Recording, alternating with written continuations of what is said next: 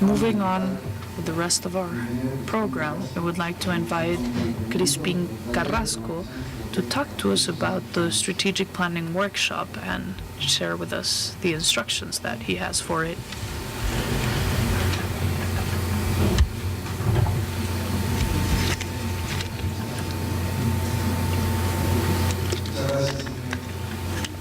Thank you very much. Good afternoon. How are you doing?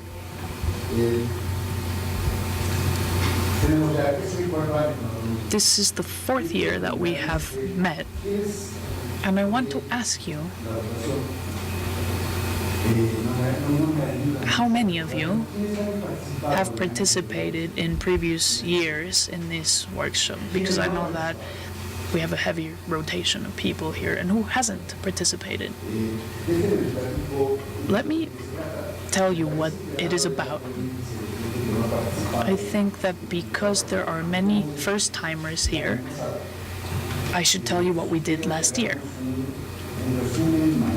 I suggest that we start with a summary tomorrow of everything that we have done in the past 3 years.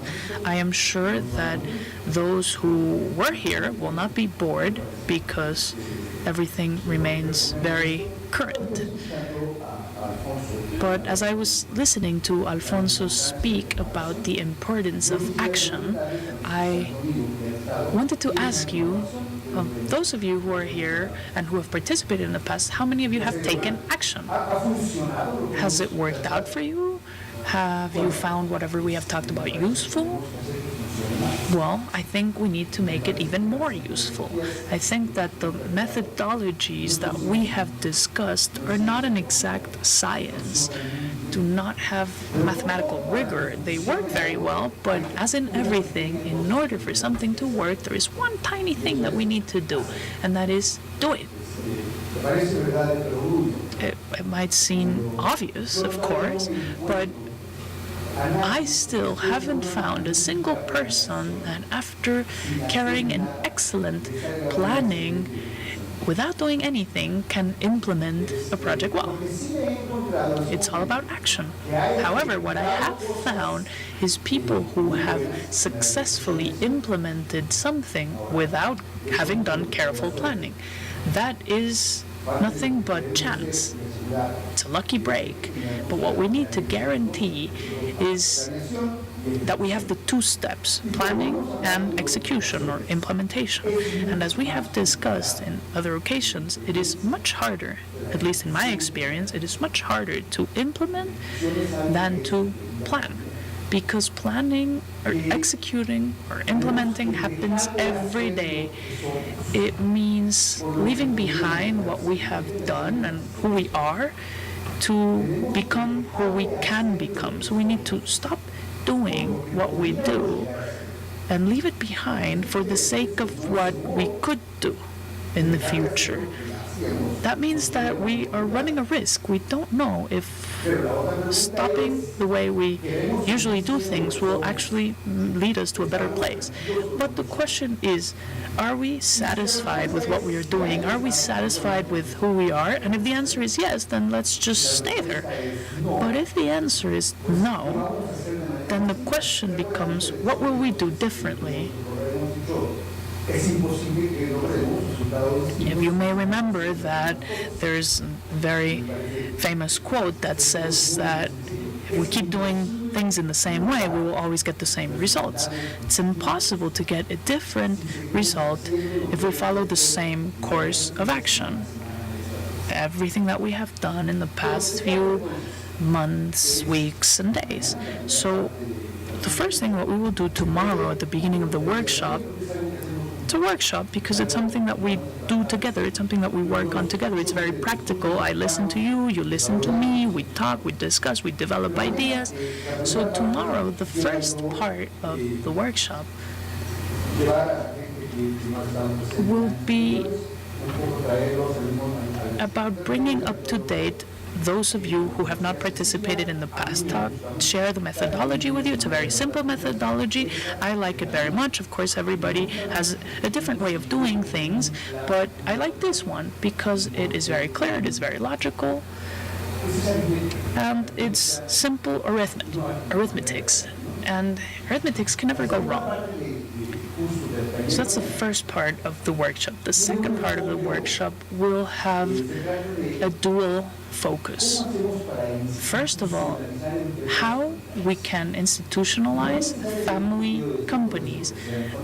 And I don't mean necessarily that they are family-based, but I know that many of the firms in our partnership, even if my partner is not necessarily my relative,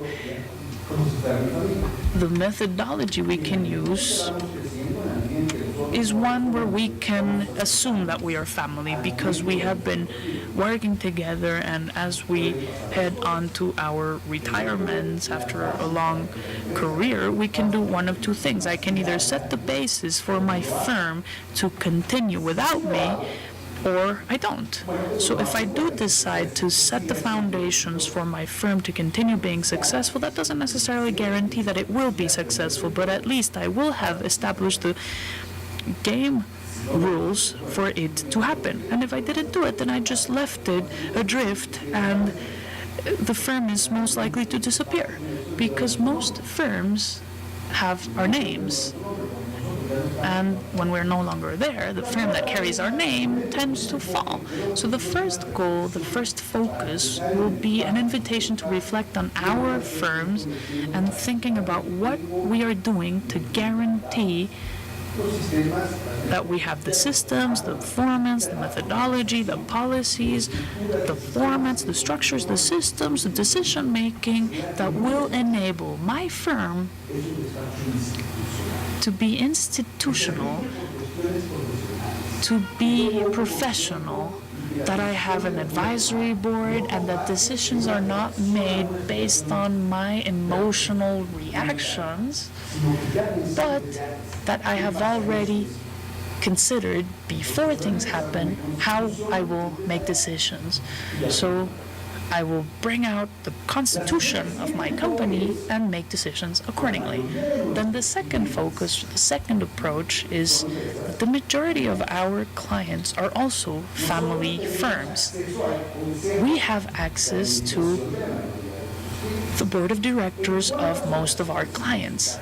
How often, and I'm thinking that it's a very high percentage, but how often do we not give a series of recommendations? We sit there with the board of directors, they listen to us, they say, yes, you are right, that's a very good idea. I had actually already thought about that. It's very good that you're telling me this. And then we get out of there and we think something will happen. But then we go back there a year later and we realize that things are the same. I think that we are no strangers to this situation. What happens is that in most of these cases, we lack the instruments to make things happen, as Alfonso said. So I will share with you a methodology with the 5 levers and with the 7 blah, blah, blah. But the point is that this methodology works. It has worked for me. It is not the one and only definitive methodology that you can find out there, but it is one methodology that I know works, that can get you to go to your clients and you can tell them, this is how we do things. This is how we can help you have an institutionalized firm, so that you don't have to sit there thinking that your brother's second son, who's the rebel of the family, will come into the firm and you have no idea how to tell him no, how to close the doors on him, so that you know how your former daughter-in-law, because your son already had a divorce, you no longer need to pay for her credit cards and give her a company chauffeur. So how can we deal with all of these situations that I know all of you have experienced at least once with a client? I'm pretty sure it's more than one client, but the point is it happens. So how can we as consultants, as advisors, as counselors sit there in front of a board of directors and tell them, who are eager to get this knowledge, how can we tell them, let me take you by the hand and let us develop together a family constitution that will allow you not to be the bad cop when the time comes for you to make a decision that people won't like? so that you can protect your family from the company, but above all, so that you can protect the company from the family.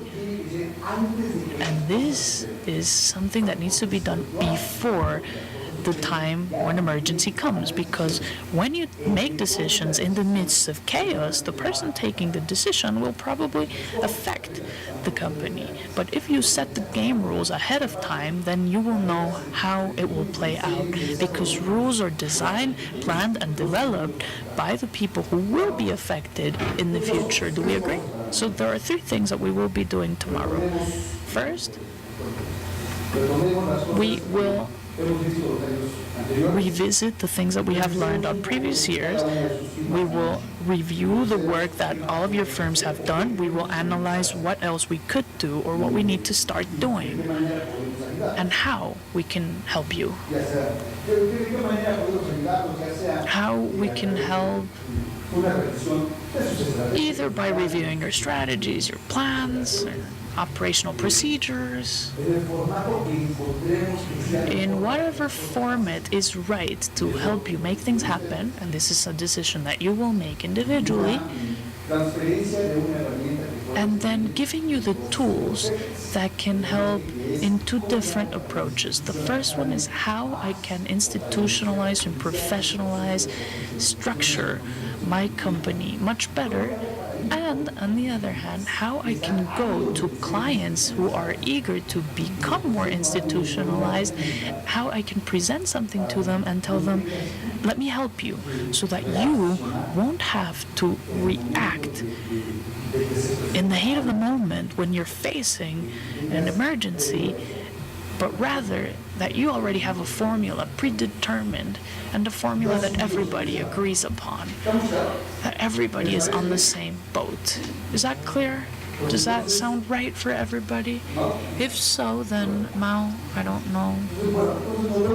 Okay, if that's the plan for tomorrow.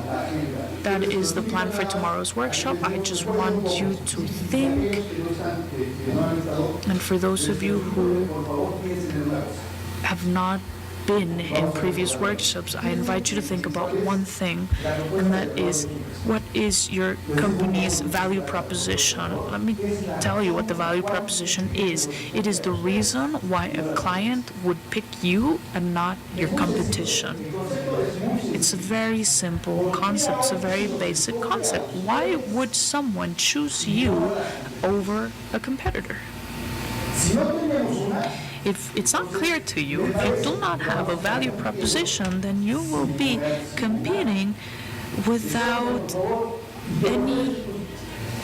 anything in your favor, without any weapons in hands. I can offer you nothing. Just offering presence is nothing. So what do you bring into the picture?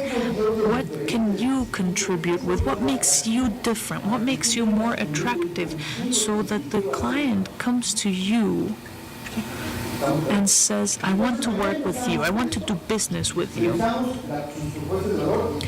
So if you don't have a value proposition, then that will be the starting point. I will help you develop a value proposition.